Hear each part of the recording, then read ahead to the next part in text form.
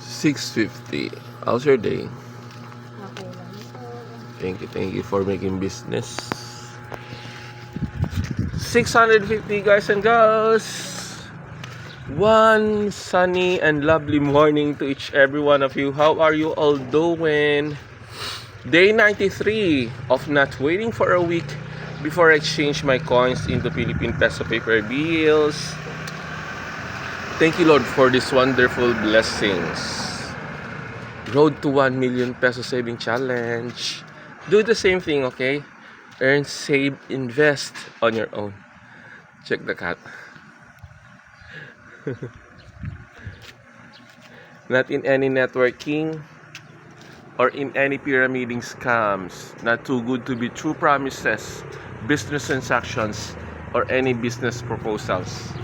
Otherwise, when you got failed, you will feel upset, depressed, sad, devastated, angry, mad, and whatever ill feelings that you will have.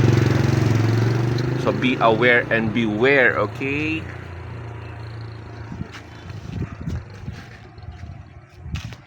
Bye for now.